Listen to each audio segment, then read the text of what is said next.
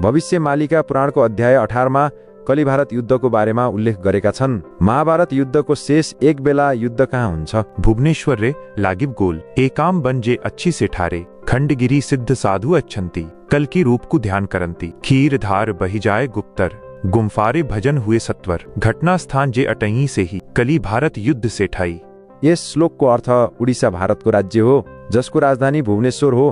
भुवनेश्वरको पौराणिक नाम एकमरा बाण हो। सोही भुवनेश्वरमा काली भारतको अन्तिम समानार्थी युद्ध हुनेछ। भुवनेश्वरको खादगिरीमा ऋषि मुनिहरू भगवान कल्कीको तपस्या गरिरहेका छन्। त्यही खादगिरीमा लुकेर खीरको सागर बगिरहेको छ। त्यही क्षेत्र काली भारत युद्ध भएको ठाउँ हो, जहाँ काली भारत युद्ध हुने थियो। छटियाबटका महान सन्त हरिदास महाराज यसबारे हरिदास रचनावली पुस्तकमा लेख्नुहुन्छ। घटना प्रतिमा पुरुष लिङ्गराज अङ्कपुर घोर कली महासमर हेब से ही ठाबर झाड़ खंडगिरी गुम्फारे प्रभुंकरे से ठाब झलमल ज्योति बहारे लीला चहट हेब नारायण स्वयं अटंती नर देहरे गोप्य लीला बेलकु से होटबे नील धवल रूप।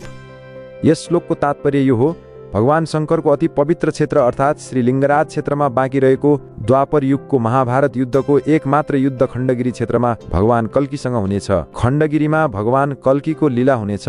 त्यसैबेला भगवान नारायणले मानव शरीरमा कल्कीको रूप धारण गरी नीलो सेतो रूपमा प्रकाश पार्नुहुनेछ।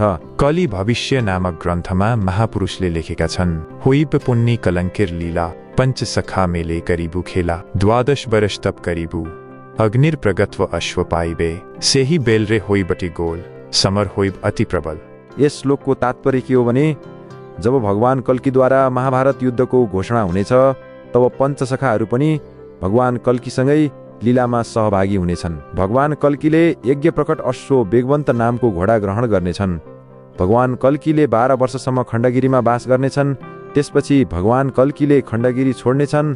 त्यसपछि सारा विश्वमा महासमरा विश्वयुद्ध सुरु हुनेछ। उद्धव चन्द्रिका पद्मकल्प पुराणमा गोपाल दासजीले काली महासमरको बारेमा फेरि प्रमाण दिनुभएको छ। करिबु कालीजे भारत जाजनग्र हेबु जात अर्थात् महाभारत युद्धको आधा बाँकी रहेको युद्धलाई भगवान कल्कीद्वारा काली भारत युद्ध भनिन्छ। 13 महिनासम्म चल्नेछ। त्यो युद्ध उडिसामा मात्र हुनेछ। एभे कालीजुगरे महाभारत अटी उडिसा र भूमि प्रमाण उत्कलरु सबु उत्पत्ति होइब ठिके ठिके राम सुन। यहाँ मालिका शास्त्रमा लेखिएको छ, कलियुगको महाभारत उडिसा भूमिमा हुनेछ। महापुरुष अच्युतानन्द दासले आफ्ना महान शिष्य रामदासलाई काली महाभारत उडिसामा मात्र हुने बताउनु भएको छ। यसबारे महापुरुष अभिराम परमहंस लेख्छन्। ओडिए एही युद्ध हेब आदेश देवटी माधव। महापुरुष ठाकुर अभिराम परमहंसले अभिराम रचनावली नामक ग्रन्थमा लेख्नु भएको छ कि महाभारतको एउटा युद्ध जो बाँकी छ, त्यही युद्ध कलियुगमा 13 महिनासम्म चल्नेछ र त्यही महाभारत युद्ध र विश्व ब्रह्माण्डका सबै युद्धहरू भगवान कल्कीको इच्छाले हुनेछ। भविष्यमालिका पुराणको अध्याय 18 मा कली भारत युद्धको बारेमा उल्लेख गरेका छन्। यो बारेमा के छ तपाईहरुको राय कमेन्ट गरेर जरुर बताउनुहोला र यो भिडियो धेरै भन्दा धेरै शेयर गर्नुहोला। जय श्री माधव। जलप्रलय, महामारी र भूकम्प, अग्निप्रलय, विश्वयुद्ध 3 र महाविनाश यो त एक दिन हुनु नै छ। तर सबैबाट तपाई कसरी बच्न सक्नुहुन्छ? सबैभन्दा पहिले मांसाहारी भोजन खान छोडिदिनुहोस्। अन्डा पनि खानु हुँदैन र कुनै पनि प्रकारको नशा नगर्नुहोस् र गलत काम नगर्नुहोस् र सत्य, प्रेम, दया, क्षमा र शान्तिको आचरण गर्नुहोस् र 3 वटा कुरा गर्नुहोस्। त्यसमध्ये सबैभन्दा पहिलो हो त्रिकाल सन्ध्या अर्थात् त्रिसन्ध्या। यसलाई दिनमा 3 पटक गरिन्छ। जस्तै बिहान गरिन्छ ब्रह्म मुहुर्तमा। बिहान 4 बजेदेखि 6 बजेको बीचमा तपाई जहिले पनि गर्न सक्नुहुन्छ। तर तपाईलाई समय मिलेन भने समय तपाई अगाडि पछाडि गर्न सक्नुहुन्छ। आधा घण्टा 1 घण्टा पछाडि गर्न सक्नुहुन्छ। दिउँसो 11:30 बजेदेखि दिनको 1 बजेसम्म गर्न सक्नुहुन्छ। त्यसको बीचमा साँझ 5 बजेदेखि 6:30 बजेसम्म गर्न सक्नुहुन्छ।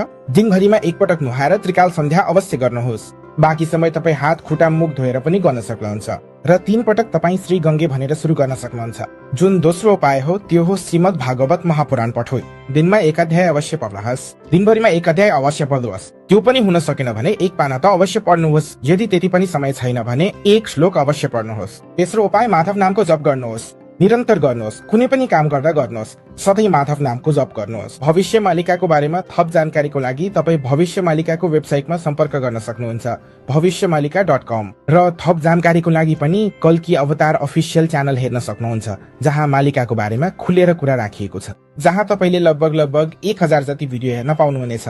र पनि तपाईलाई थप जानकारी जान्न छ त्रिसन्ध्याको बारेमा वा कुनै प्रश्न छ भने तल दिएको नम्बरहरूमा तपाईँ सम्पर्क गर्न सक्नुहुन्छ।